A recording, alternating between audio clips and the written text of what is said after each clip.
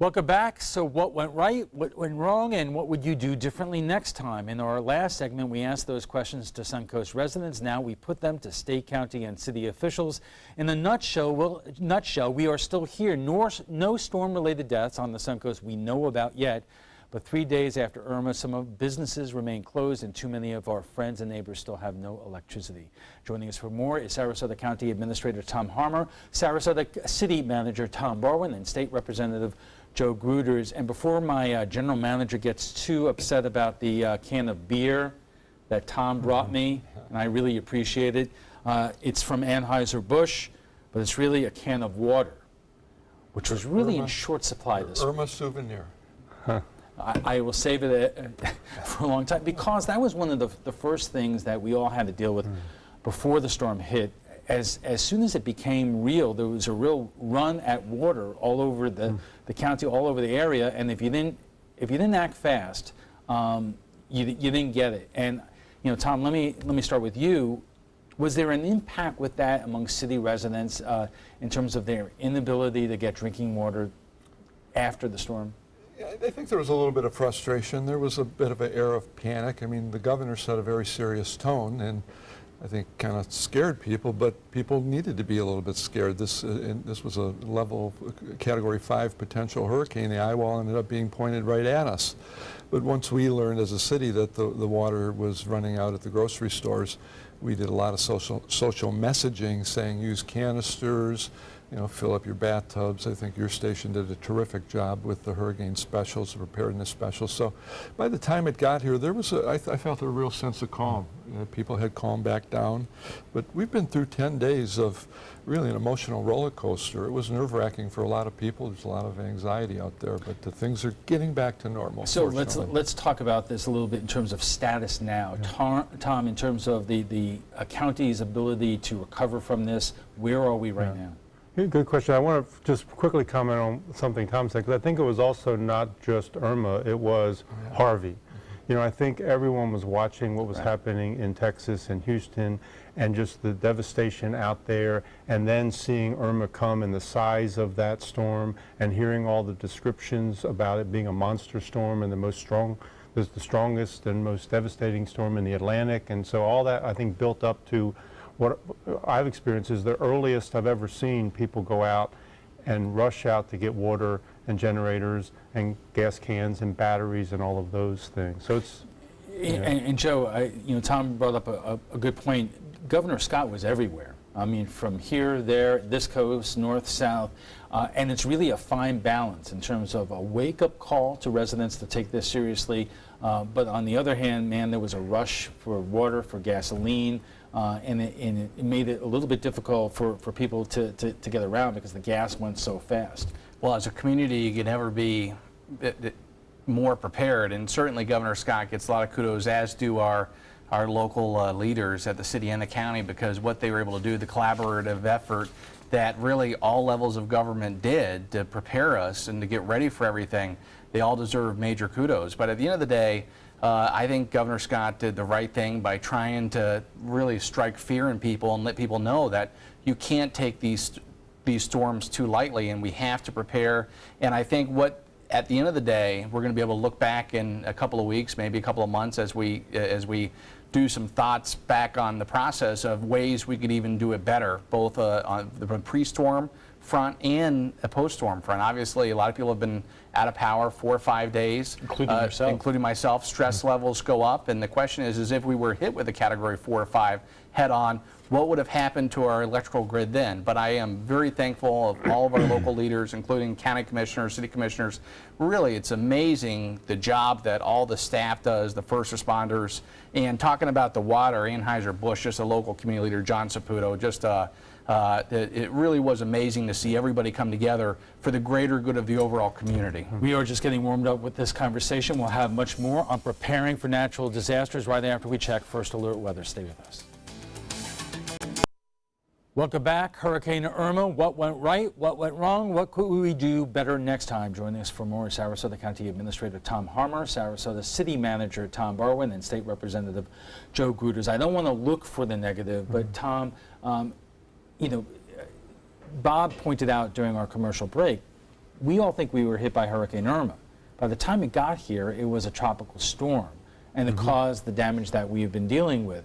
So when you look at how the county responded and how we did, what didn't work as well as you would hope? Well, I think overall we feel really good about the way the community responded. There was a lot of people that were prepared. There was a lot of people that went into shelters. We saw unbelievable response to our shelters. We had almost 19,000 individuals in our 13 shelters that we'd set up. We thought that was really good. Most of the people left the areas when we issued our voluntary evacuation orders and then ultimately our mandatory orders for the barrier islands and some of the other low-lying areas. I think there's always opportunity for improvement, and we'll spend some time after this storm really analyzing that.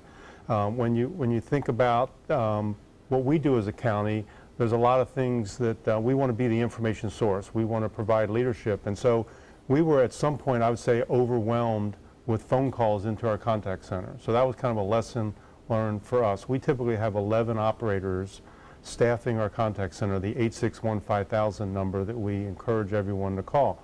We doubled that. We were about 21 operators, and we just could not keep up with the call load.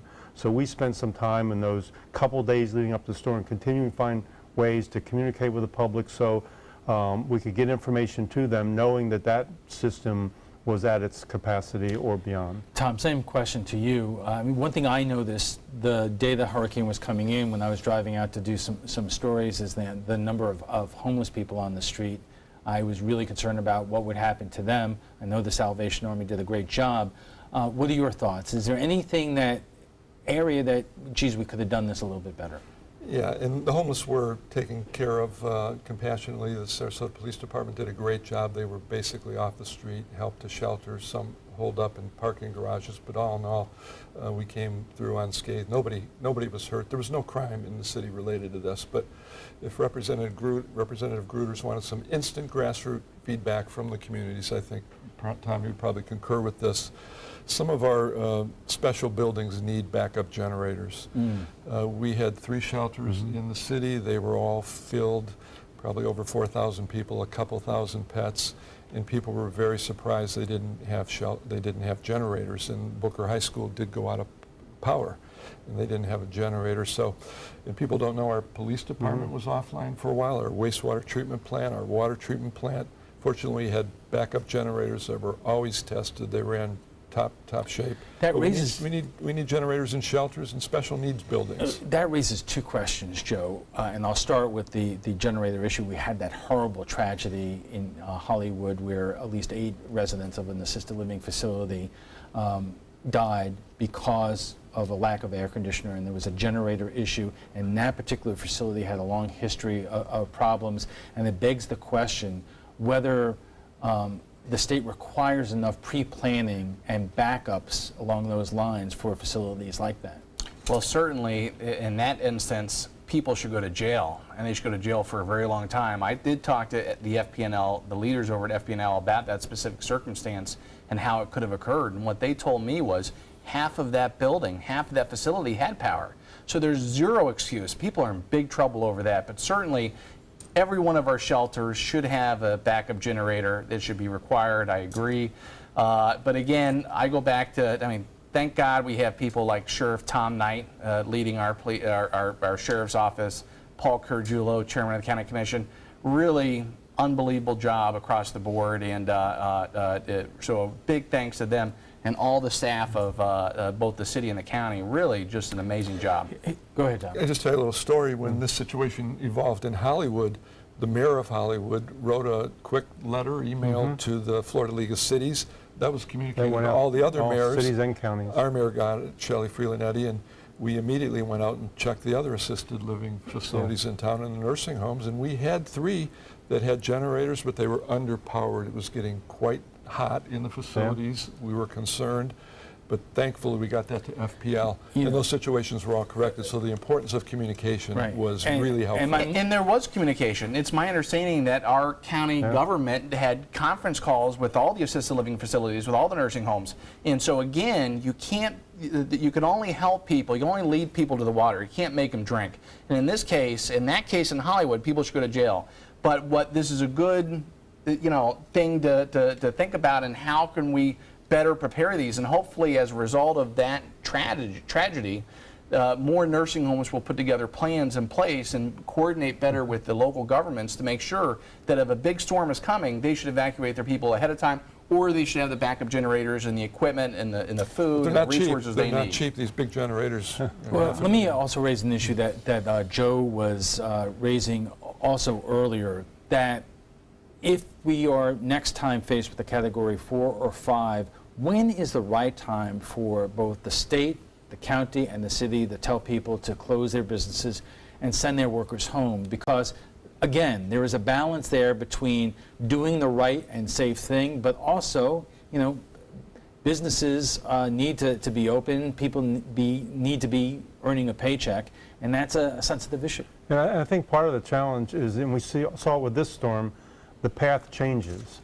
And so it may be one part of the state that is under threat, but then 24 hours out, that path just jogs a little bit and it totally changes. It could change it by 100 miles or 200 miles over time.